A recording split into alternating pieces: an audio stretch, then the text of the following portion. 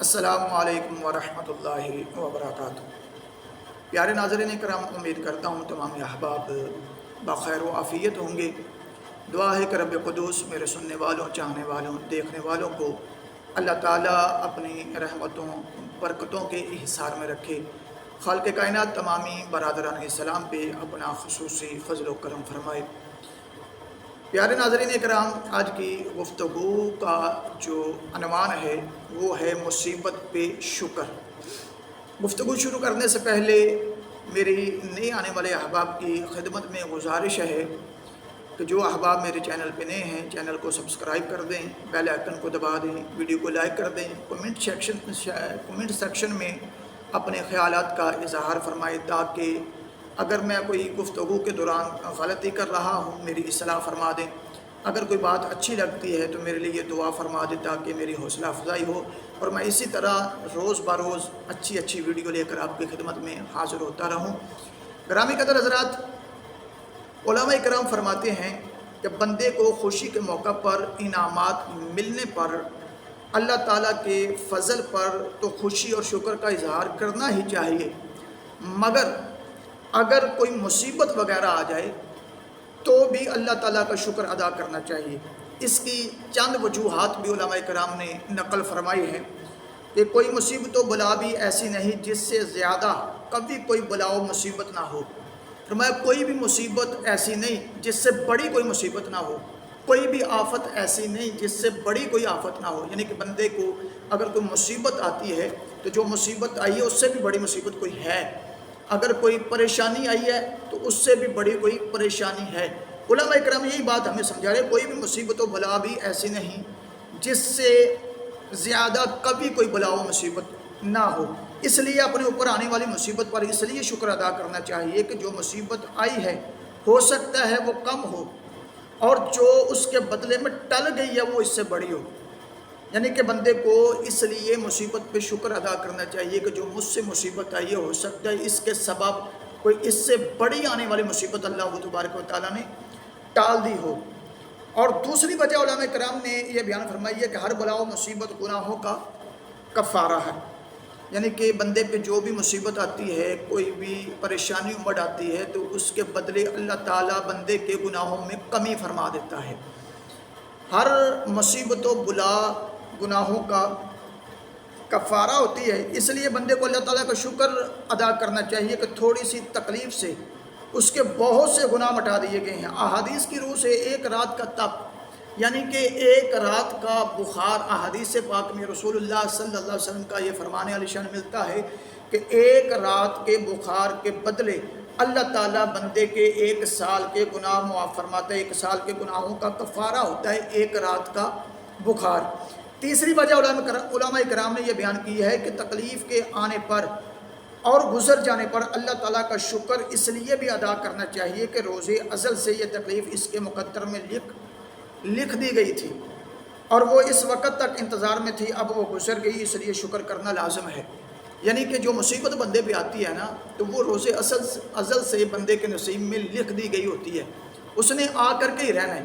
اس لیے بندے کو چاہیے کہ جب مصیبت آئے اور ٹل جائے تو پھر وہ شکر ادا کرے رب باری تعالیٰ کا کہ میرے حصے میں جو مصیبت تھی، میرے نصیب میں جو پریشانی لکھی تھی وہ آ کے ٹل گئی، اللہ کا شکر ہے۔ تو برادران اسلام، اس سے آگے بڑھیں تھوڑا سا تو ایک حوالہ، ایک واقعہ نقل کیا ہے، میرے سامنے کتاب کھلی پڑی ہے، اس کتاب کے اندر ایک واقعہ نقل کیا کہ ایک مرتبہ حضرت ابو سعید رضی اللہ تبارک و تعالیٰ عنہ کھچر سے گر پڑے۔ آپ کہیں جا رہے تھے، کھچر پہ سوار تھے تو رستے میں آپ گر پڑے تو آپ نے اللہ کا شکر ادا کیا۔ لوگوں نے سوال کیا، حضور یہ کیسا شکر ہے؟ آپ کھچر سے گر رہے ہیں، آپ کو چوٹ لگ گئی ہوگی، یہ کون سا شکر کا مقام ہے؟ آپ نے فرمایا گرنا جو میری تقدیر میں تھا وہ گزر گیا، اس لیے میں نے اللہ تعالیٰ کا شکر ادا کیا ہے۔ یعنی کہ حضرت ابو سعید فرما رہے ہیں کہ یہ میرے نصیب میں لکھا ہوا تھا کہ میں نے ایک نہ ایک دن کھچر سے گرنا ہی تھا، یہ میں گر گیا، یہ مصیبت گزر گئی، میں اس پہ اللہ کا شکر ادا کر رہا ہوں۔ ایک دفعہ ایک اللہ والے کے گھر چور آئے، اللہ کا ایک کامل بندہ تھا، اللہ کے ولی تھا، اس کے گھر میں چور آئے اور تمام اسباب لوٹ کر کے لے گئے، گھر کا تمام سامان چوروں نے لوٹا، لے کر چلے گئے۔ جب گھر والوں نے اس بندہ خدا کو اطلاع دی نا کہ ہمارے گھر کا سارا سامان چور لوٹ کر لے گئے ہیں، تو اس اللہ کے بندے نے بجائے اس کے کوئی شکوہ شکایت کرتا، کوئی پریشانی کا اظہار کرتا، بلکہ اللہ کا شکر ادا کیا۔ گھر والے بڑے حیران ہوئے کہ ایک تو اتنا نقصان ہو گیا، اوپر سے یہ افسوس کرنے کے بجائے شکر ادا کر رہے ہیں۔ تو اس اللہ والے نے جواب دیا، میں شکر اس لیے ادا کر رہا ہوں کہ چور آئے سامان لے گئے، شیطان نہیں آیا کہ ایمان لے جاتا۔ کتنی خوبصورت بات انہوں نے ارشاد فرمائی کہ میں اللہ کا شکر اس لیے ادا کر رہا ہوں کہ ہمارے گھر کے اندر چور آئے، ہمارا سامان لے گئے، شکر ہے خدا کا کہ شیطان نہیں آیا جو ہمارا ایمان لے جاتا ہے۔ اسی طرح ایک اللہ والے راستے سے گزر رہے تھے کہ کسی نے اوپر سے مٹی پھینک دی، اس نے اللہ تعالیٰ کا شکر ادا کیا۔ کس نے؟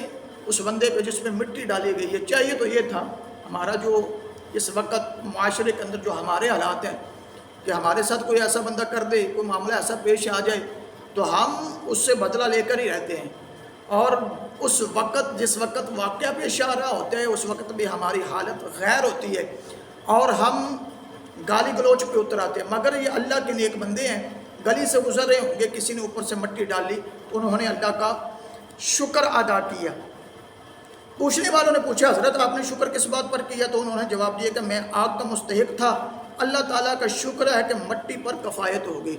تو آپ فرمانے لگے میں تو آگ کا مستحق تھا، مگر شکر ہے خداوند کریم کا کہ مٹی سے میری کفایت ہو گئی ہے۔ اس واسطے برادران اسلام کوئی مصیبت آئے، کوئی پریشانی آئے تو بجائے اس کے کہ بندہ خداوند کریم سے گلے کرے، شکوے کرے، چاہیے یہ ہے کہ بندہ اللہ تبارک و تعالیٰ کا شکر بجا لائے، خداوند کریم کا شکر ادا کرے اس بات پہ کہ جب کوئی مصیبت آتی ہے تو وہ گناہوں کا کفارہ ہوتی ہے۔ جب کوئی مصیبت آتی ہے تو اس کے بدلے کو بڑی ساری مصیبت ٹل جاتی ہے، اور جو مصیبت آئی ہے وہ بندے کے نصیب میں لکھی ہوتی ہے، آ کے گزر جائے، اس کے گزر جانے پہ اللہ کا شکر ادا کرنا چاہیے۔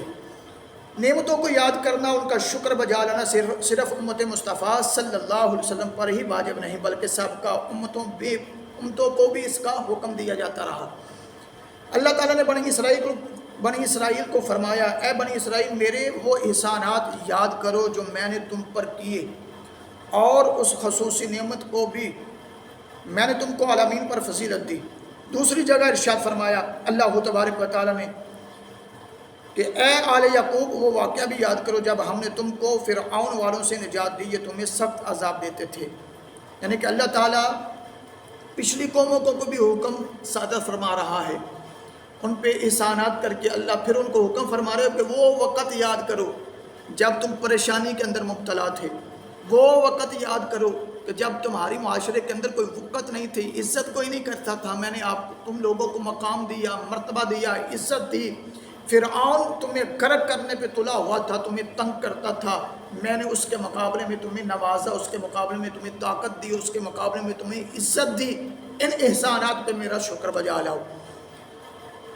ایک اور جگہ اللہ تبارک و تعالیٰ ارشاد فرماتا ہے سورہ بقرہ کی آیت نمبر 57 کے اندر، ترجمہ پیش کر رہا ہوں کہ اور یاد کرو ہم نے تم پر بادلوں کا سایہ کیا اور تمہارے لیے من و سلوہ اتارا۔ ایک دفعہ حضرت عیسیٰ علیہ السلام اپنے ایک امتی کو بڑے خشوع اور خضوع کے ساتھ عبادت میں مشغول دیکھا۔ جب وہ بندہ عبادت سے فارغ ہوا تو حضرت عیسیٰ علیہ السلام نے اسے کہا اللہ تعالیٰ سے کچھ مانگ، وہ تجھے عطا کرے گا۔ یعنی کہ جو بندہ عبادت کر رہا تھا، اللہ کے پاک نبی حضرت عیسیٰ علیہ السلام اس بندے کو فرما رہے ہیں کہ تو نے اللہ کی عبادت کی ہے، لہٰذا تو اللہ سے کچھ مانگ، دعا کر مالک کی بارگاہ میں، اللہ تجھے عطا فرمائے گا۔ مگر وہ خاموش رہا۔ حضرت عیسیٰ علیہ السلام نے دوبارہ یہی الفاظ دہرائے مگر وہ خاموش رہا۔ جب تیسری مرتبہ پھر حضرت عیسیٰ علیہ السلام نے اپنے الفاظ دہرائے تو اس بندے نے عرض کی یا نبی اللہ تعالیٰ نے مجھے ایمان کی دولت عطا فرمائی ہے، اس پر مزید احسان یہ کہ مجھے اپنی عبادات بجا لانے کی توفیق عطا فرمائی ہے۔ یہی دو نعمتیں ایسی ہیں جن کا میں شکر ادا نہیں کر سکتا، اس لیے اللہ تعالیٰ سے مزید مانگتے ہوئے مجھے شرم آتی ہے۔ یعنی کہ وہ بندہ حضرت عیسیٰ علیہ السلام نے اس بندے کو عبادت کرتے دیکھا تو آپ نے فرمایا کہ دعا کر، اللہ تجھے عطا فرمائے گا، جو مانگے گا تو رب سے اللہ تجھے عطا فرمائے گا۔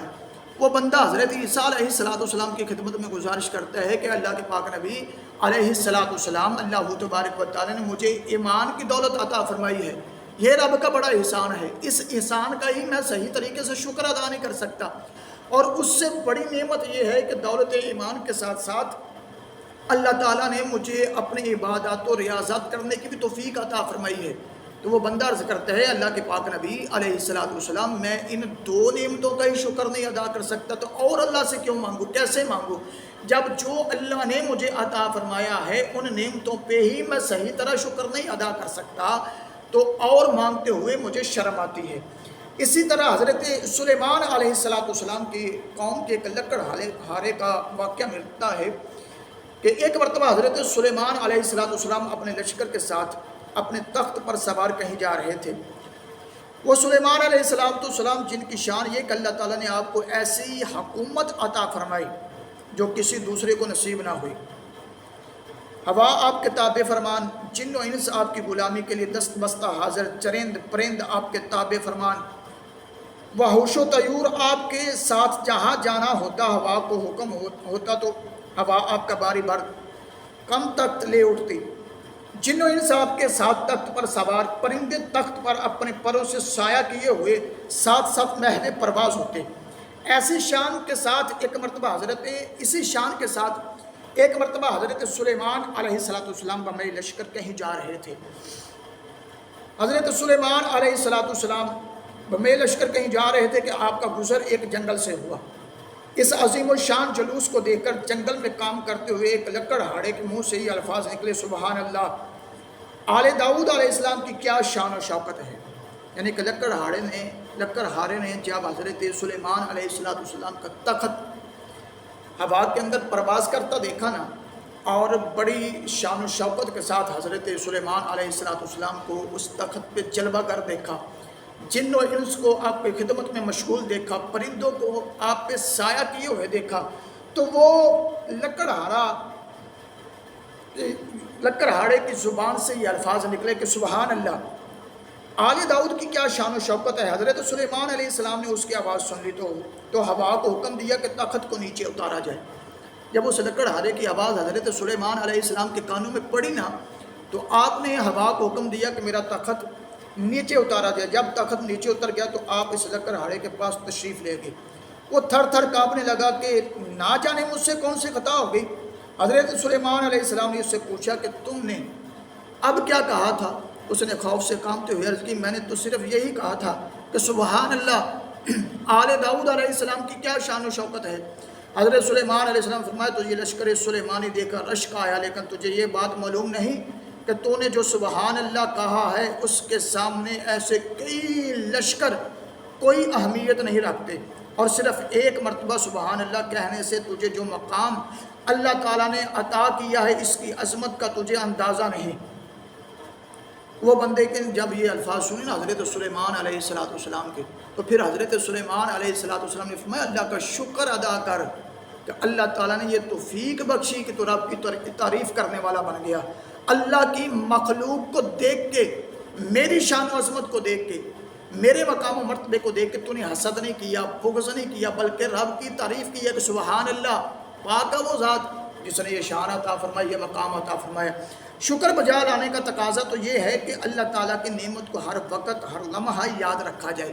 برادران اسلام، ہم بھول جاتے ہیں خدا کو، جب ہم پہ مصیبت ہوتی ہے نا تو پھر ہمیں اللہ یاد آتا ہے۔ خوشحالی کے وقت ہم اکثر ہمارے اندر یہ بات پائی جاتی ہے کہ خوشحالی کے اندر ہم رب کی بارگاہ کی طرف رجوع نہیں کرتے۔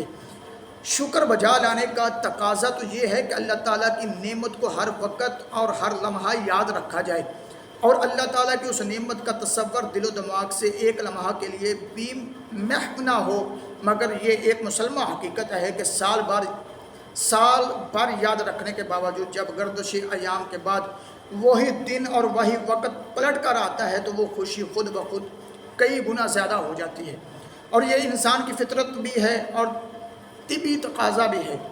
نعمت کے شکرانے کی باقاعدگی، شان و شوکت، ذوق و شوق اور اہتمام کے ساتھ منانا اس لیے بھی ضروری ہے تاکہ آئندہ نسلوں پر بھی اس دن کی اہمیت عیاں ہو جائے اور وہ اس دن کی عظمت کو جان کر یاد رکھ سکیں۔ شکر بجا لانے کا ایک تقاضا یہ بھی ہے کہ سال بھر تو عام شکر ادا کیے جائے، اور جب وہ دن آئے جس دن اللہ تعالیٰ کا انعام ہوا تھا اس دن شکر کے ساتھ ساتھ خوشی اور جشن کا بھی اہتمام کیا جائے، اور دوسرے دنوں کی نسبت اس دن کو اہتمام کے ساتھ منایا جائے۔ یعنی کہ جیسے بحمد اللہ تعالیٰ آگے ربیع الاول شریف کا مہینہ آ رہا ہے، ہم سال بعد مصطفیٰ کریم صلی اللہ علیہ وآلہ وسلم کی ولادت باسعادت کے دن خوشی بھی مناتے ہیں، جشن بھی مناتے ہیں۔ کیوں مناتے ہیں؟ کہ ہمیں یہ حکم ہے کہ اللہ کے فضل پہ، اللہ کی عطا پہ، اللہ کی نعمت پہ، اللہ کی عطا کرتا رحمت پہ خوشی مناؤ۔ قل بفضل اللہ وبرحمتہ فبذلک فلیفرحوا هو خیر مما یجمعون کا مطلب یہی ہے کہ جب اللہ کا فضل ہو جائے، اللہ کی رحمت تم پہ برسے تو پھر خوب خوشیاں مناؤ۔ تو برادران اسلام، اس لیے ہم اہل سنت سارا سال ہی نعمت عظمیٰ یعنی آمد مصطفیٰ صلی اللہ علیہ وسلم کی خوشی مناتے ہیں، مگر جب ربیع الاول شریف تشریف لاتا ہے تو اس خوشی کو 4 چاند لگ جاتے ہیں اور ہر کوئی اپنی طاقت کے مطابق اس خوشی کا اہتمام کرتا ہے۔ برادران اسلام، آج کے اس ٹاپک کے اندر میری یہ گفتگو کا حاصل یہی ہے کہ جہاں اللہ کی عطا کردہ نعمتوں پہ خوشی کا اظہار کیا جاتا ہے، رب ذوالجلال کے فضل و کرم پہ خوشی کا اظہار کیا جاتا ہے اور اللہ کا شکر بجا لایا جاتا ہے، جب اللہ کی طرف سے کوئی مصیبت امڑ آئے تو پھر بھی اللہ کا شکر ہی ادا کرنا چاہیے۔ ہر حال میں خدا کی رضا میں راضی رہنے کی کوشش کرو۔ اگر آپ اللہ کی رضا میں راضی رہو گے تو اللہ تعالیٰ تم پہ راضی ہو جائے گا۔ اللہ راضی ہو گیا تو دنیا بھی بہتر ہو جائے گی، آخرت بھی بہتر ہو جائے گی۔ دعا ہے کہ اللہ تبارک و تعالیٰ مجھے اور آپ سب کو اپنی رضا کی حصول کی خاطر ہر وہ عمل کرنے کی توفیق عطا فرمائے جس کے اندر خدا اور اس کے رسول صلی اللہ علیہ وآلہ وسلم کی رضا شامل ہو۔ آمین بجاہ نبی الامین صلی اللہ علیہ وآلہ وسلم۔